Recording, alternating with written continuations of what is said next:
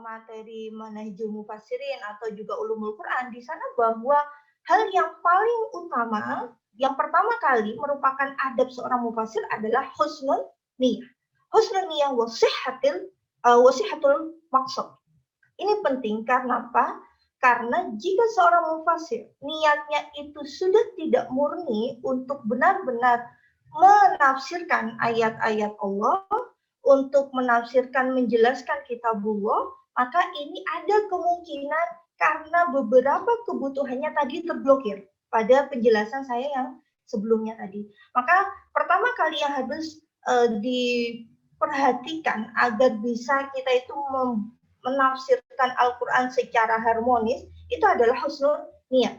Jangan sampai kemudian kita menafsirkan ayat-ayat tertentu dan itu karena kita terbawa oleh hawa nafsu. Kemudian yang kedua, husnul khuluq. Ketiga dan seterusnya sampai kepada yang terakhir di sini adalah al-jahru bil haq. Nah, ini meskipun di dalam satu sisi al-jahru bil haq ini terkesan oh ini bagus, tetapi di satu sisi ini juga kadang menimbulkan polemik. Apa polemiknya? Karena masing-masing pihak, masing-masing orang kemudian bisa melakukan truth claim atau klaim kebenaran. Jadi kebenaran yang paling benar adalah milik saya. Ini juga kemudian penting untuk dilakukan ada indikator-indikator tertentu bahwa apakah sebuah tafsir ini benar-benar betul, benar-benar sesuai dengan hak atau tidak. Nah, ini kemudian terkait dengan indikator dari validitas tafsir itu sendiri. Maka tadi karena masing-masing orang mempunyai potensi untuk mengklaim kebenaran, maka harus ada indikator yang digunakan untuk mengukur sebuah tafsir. Apa indikatornya? Indikatornya yang pertama adalah harus sesuai dengan syarak. Jika sebuah tafsir itu selama sebuah tafsir itu tidak menyalahi syarak atau dia sesuai dengan ajaran-ajaran Al-Quran maupun hadis, maka dia bisa diterima. Nah, dengan demikian tidak mengharuskan tafsir itu seragam semuanya. Satu semuanya tidak. Tetapi tafsir itu sangat mungkin memiliki banyak pilihan. Kemudian yang kedua itu adalah tidak menyalahi bahasa Arab. Nah, ini juga penting. Kenapa? Karena Al-Quran, sebagaimana yang adik-adik tahu, itu diturunkan dalam bahasa Arab kepada masyarakat yang berbahasa Arab. Nah, oleh karena itu ada bagian-bagian dari Al-Quran, bagian-bagian ayat-ayat Al-Quran itu ketika dia ditafsirkan ini tidak boleh menyalahi bahasa Arab itu sendiri. Kemudian yang ketiga adalah mempertimbangkan maqasidul Quran dan realitas yang melingkupi sebuah komunitas atau lingkungan di mana Al-Quran itu dibaca. Kenapa demikian? Karena Al-Quran ini diturunkan sebagai huda, sebagai petunjuk. Maka bagaimana Al-Quran bisa menjadi petunjuk? Tentunya Al-Quran harus mampu berdialog dengan masyarakat yang akan menjadikan Al-Quran itu sebagai petunjuk. Oleh karena itu perlu seorang mufassir itu melihat fakta di lapangan seperti apa. Dia tidak bisa kemudian menerapkan ayat itu secara tekstual, hanya mempertimbangkan teksnya saja, mempertimbangkan makna kebahasaan dari ayat tersebut. Tidak bisa. Tetapi dia harus melihat fakta bagaimana dulu ayat tersebut diturunkan, kemudian bagaimana fakta saat ini ketika Al-Quran tetap dijadikan sebagai pedoman. Nah, saya menawarkan beberapa contoh penafsiran harmonis. Ini saya memilih tiga contoh. Jadi yang pertama ini tentang bagaimana resolusi konflik dalam keluarga. Ketika berkeluarga, saya tidak tahu adik-adik di sini sudah ada yang berkeluarga atau tidak, tetapi setidaknya masing-masing orang kan ingin nanti pada suatu saat akan berkeluarga. Nah, ini adalah salah satu cara untuk menangani konflik keluarga. Nah, konflik keluarga yang ditampilkan dalam ayat ini bisa kita lihat dari kata-kata nusyus dan juga kata-kata i'rad. Nah, yang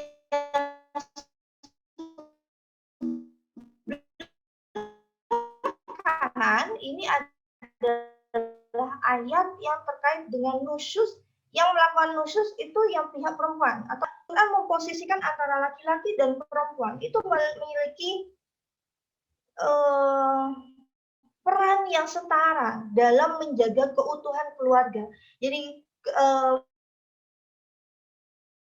baik suami ataupun istri ini harus bertanggung jawab bagaimana menjaga keluarga mereka tetap utuh. Makanya di bagian kanan di sini di ayat 34 dari surah An-Nisa, di sini ditunjukkan jika ada seorang laki-laki atau suami itu yang mengkhawatirkan, ini perlu digarisbawahi ya, takhufuna, itu masih khawatir. Jadi jangan sampai konflik dalam keluarga itu sampai muncul. Ada indikator-indikator atau gejala-gejala bahwa akan ada konflik, akan ada permasalahan, itu sudah harus langsung ditangani. Maka di sini ini juga penting dilakukan untuk kita sebagai umat Islam dalam memperlakukan segala hal. Jangan sampai permasalahan itu dibiarkan sampai menjadi besar. Jadi ketika dia masih berkecambah, baru akan muncul, itu sudah harus ditangani dengan baik. Jika dikhawatirkan akan nusyus istrinya, maka yang pertama dilakukan oleh suami itu adalah melakukan nasihat. Fa'iduhunna. Nah, melakukan nasihat ini bagaimana? Tentunya seorang suami tidak bisa memberikan nasihat yang masuk ke kepala istri kecuali dia paham bagaimana tabiat istrinya. Bagaimana keadaan psikologis istrinya. Kenapa kok istri saya melakukan hal seperti ini? Itu penting untuk dilihat. Karena tanpa begitu, nasihat ini hanya akan masuk telinga kanan, kemudian keluar telinga kiri. Karena yang memberikan nasihat tidak paham dengan psikologis orang yang dinasehati. Maka ini juga mengharuskan kita untuk belajar bagaimana melakukan memberikan nasihat dengan baik, dengan cara-cara yang ihsan, dengan cara-cara yang ma'ruf. Sehingga jika ada kemudian suami yang memperlakukan istrinya, menasehati, dia mengatakan menasehati, tetapi kemudian dengan berteriak-teriak di depan istrinya, apalagi di depan anak-anaknya misalnya, maka ini tentunya tidak akan menjadi efektif. Kemudian wahjuruhunna fil madaji. Wahjuruhunna ini mufasir klasik itu kebanyakan baik Al-Qurtubi, kemudian juga Ar-Razi dan sebagainya atau Bari itu juga menafsirkan bahwa ini adalah bagaimana seorang suami memisahkan ranjang dari istrinya atau mendiamkan istrinya. Nah, mendiamkan ini dia menjadi langkah yang kedua. Setelah langkah yang pertama memberikan nasihat, menegur itu tidak mempan. Maka penting untuk diberikan diskurs ada jeda dari hal-hal yang biasa dilakukan. Nah, kemudian ini yang seringkali menjadi konflik ya. Bagian setelahnya, wadribuhun, kata wadribuhun. Wadribuhun ini secara tekstual dia bermakna memukul. Nah, tetapi dalam tradisi komunikasi antara suami dan istri, makna wadribuhun ini tidak harus kemudian diaplikasikan dengan cara memukul fisik. Tadi adik-adik lihat bahwa manusia itu terdiri dari tubuh, ruh, dan juga jiwa atau semangat. Maka seorang suami ini bisa memukul itu, bisa tidak hanya memukul fisiknya saja. Kenapa? Kalau memukul fisik itu untuk mungkin ini yang laki-laki tidak merasa ya. Jadi perempuan itu sepertinya dia dalam beberapa penelitian memberikan hukuman secara psikologis itu jauh lebih berat dibandingkan dengan hukuman secara fisik. Maka di sini pentingnya seorang suami juga memahami istrinya bagaimana dia seharusnya memberikan pukulan yang tepat. Jadi pukulan itu tidak harus tadi pukulan secara fisik, meskipun di dalam tafsir-tafsir klasik ini dituliskan bahwa pukulannya ini memang pukulan fisik dan pukulan tersebut ada syaratnya ghairu mubrok. Dia tidak boleh menyakitkan dan dia tidak boleh memukul daerah wajah. Nah, ini tentunya menjadi pertimbangan dan ada hal yang penting untuk diperhatikan juga setelahnya, dan jika istri-istri kalian itu sudah kembali kepada jalan yang benar, sudah baik lagi, sudah tidak melakukan nusyuz, maka tidak boleh kemudian suami itu membuat-buat alasan untuk memperpanjang iqab, untuk memperpanjang apa namanya tadi, langkah-langkah pendisiplinan itu. Nah, ini juga penting. Kenapa? Karena bagaimanapun manusia itu bisa berubah.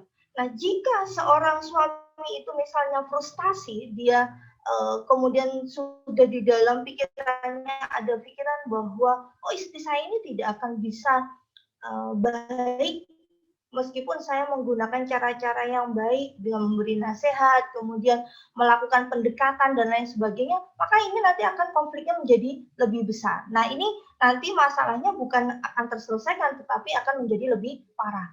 Hal yang sama juga terjadi jika yang melakukan nusyuz itu adalah pihak laki-laki. Meskipun ayat ini diturunkan, ada yang menyebut asbabun nuzulnya itu karena Rasulullah ingin menceraikan Sayyidah Saudah, kemudian beberapa asbabul nuzul yang lain itu juga menerangkan bahwa ketika ada seorang laki-laki yang menjauhi istrinya, maka seharusnya ini perempuan juga mengambil inisiatif. Jadi kalau yang tadi yang melakukan nusyuz itu laki-laki, maka perempuan maksud saya, itu suaminya yang harus mengambil inisiatif. Nah, ketika yang melakukan nusyuz itu laki-laki, maka perempuan ini juga harus memiliki inisiatif. Nah, inisiatif apa yang ditawarkan oleh Al-Quran di sini adalah inisiatif bahwa perempuan itu menawarkan bagaimana sulh, bagaimana ada perjanjian damai antara pihak laki-laki dengan perempuan. Nah, di sini penting untuk dilihat, di sini di bagian yang kiri, ayat 128, di situ Al-Quran hanya memberikan satu pilihan, sulha saja. Tetapi yang bagian kanan, ketika yang khusus perempuan, ini laki-laki diberikan 3 pilihan. Jadi ada mau'idoh, ada al-hajar, dan juga ada ad-darab. Nah, ini kenapa? Penting untuk dilihat bahwa laki-laki dan perempuan memiliki psikologi yang berbeda. Dalam ilmu neuroscience, otak laki-laki dan perempuan itu berbeda. Nah, otak perempuan ketika dia memproses sebuah masalah, maka otaknya itu akan otomatis memberikan pilihan-pilihan solusi yang banyak. Berbeda dengan laki-laki, dia biasanya hanya memiliki fokus pada satu solusi tertentu. Ini bukan kata saya, tetapi dalam ilmu psikologi seperti itu. Nah, maka laki-laki yang biasanya hanya fokus pada satu solusi saja, ini oleh Al-Quran diberikan alternatif yang lebih dari satu. Nah, perempuan yang sudah terbiasa dengan banyak solusi, ini diberikan satu solusi.